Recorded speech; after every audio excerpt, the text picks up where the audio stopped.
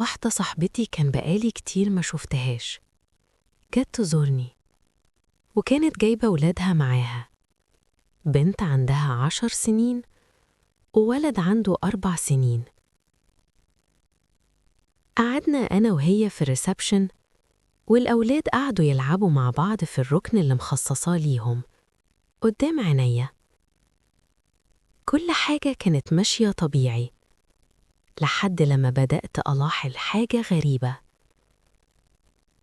بنتها الكبيرة وهي قاعدة في مكانها ماسكة العروسة وبتلعب بهدوء شديد، بس جسمها كله بيتحرك رايح جاي، رجليها مش ثابتة، ايديها بتشد في الهدوم كأنها مش قادرة تتحكم في نفسها رغم ان لعبها هادي جدا. وعلى الناحية التانية الولد الصغير كان عكسها تماما، بيتنطط، يشد شعر البنات، بيكسر اللعب غير صوته العالي، ولولا إن لحقته كان هيكسر فازة من اللي في الركن.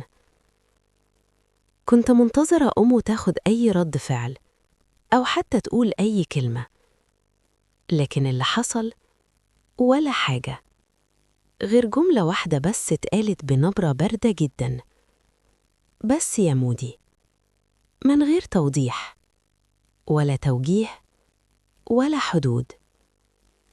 ساعتها ما قدرتش أسكت، قلت لها بهدوء ومن غير ما أجرحها: هو مودي دايما كده؟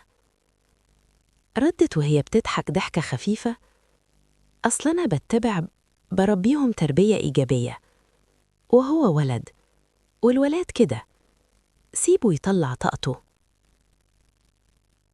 بصيت للبنت اللي جسمها بيترعش وهي ساكتة، وبصيت للولد اللي بياخد راحته زيادة عن اللزوم، وقلت لها الجملة اللي كانت تقيلة على لساني: طب والبنت مش ملاحظة إنها متوترة زيادة؟ حاسة كأنها مكبوتة؟ سكتت شوية وبعدين قالت: أصلها مؤدبة، ما بتحبش تغلط. وهنا فهمت إن في أطفال بيتسمح لهم بكل حاجة باسم ولد، وأطفال بيتشال عنهم حقهم في التعبير باسم بنت مؤدبة. كانت واضحة قوي قدامي وأنا قاعدة بتفرج، الفرق الشاسع بين تربية البنت وتربية الولد، مش فرق سن ولا فرق طبيعة، فرق تعامل. البنت رغم إنها أكبر واضح إنها متربية على الكبت: اقعدي عدل، ما تتحركيش، عيب، ما تعليش صوتك. فجسمها بقى هو اللي بيطلع اللي جواها: حركة لا إرادية، توتر، عدم قدرة على الثبات، كأن جسمها بيقول كلام هي ما تعلمتش تقوله. والولد العكس تماماً: سيبه، ده ولد عادي بيهزر، لما يكبر شوية ضرب وشد شعر وتكسير ولا كأن حصل حاجة. وهنا بقى فهمت إن الموضوع مش تربية إيجابية ولا سلبية، الموضوع إن في ناس مسكت المصطلح ومن غير ما تفهمه استخدمته كشماعة.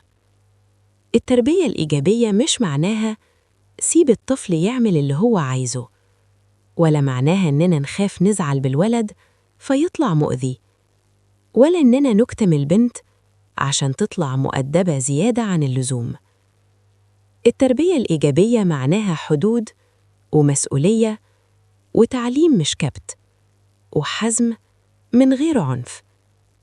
اللي شفته قدامي كان نتيجة تربية مش مفهومة: بنت ما تعلمتش تعبر وولد ما تعلمش يتحاسب. وساعتها ما قدرتش أسكت، لأني فجأة شفت الصورة كاملة. إحنا ساعات بنأذي ولادنا وإحنا فاكرين إننا بنعمل الصح، كلمة ما اتقالتش للبنت وحدود ما اتحطتش للولد، وبيطلعوا الاتنين تايهين، كل واحد بطريقته. التربية مش شعارات ولا بوستات على السوشيال ميديا، التربية وعي وعدل، وإننا نشوف ولادنا بني أدمين مش مشاريع نثبت بيها إننا صح. يمكن اللي حصل النهاردة خلاني أفكر أكتر وراجع نفسي وأشكر ربنا إني لسه براجع، لأن أخطر حاجة على ولادنا إننا نكون متأكدين إننا ما بنغلطش. دي ما كانتش قصة أطفال، دي كانت رسالة، وحسيت إني لازم أشاركها معاكو زي ما هي، من غير تزويق ومن غير تنظير.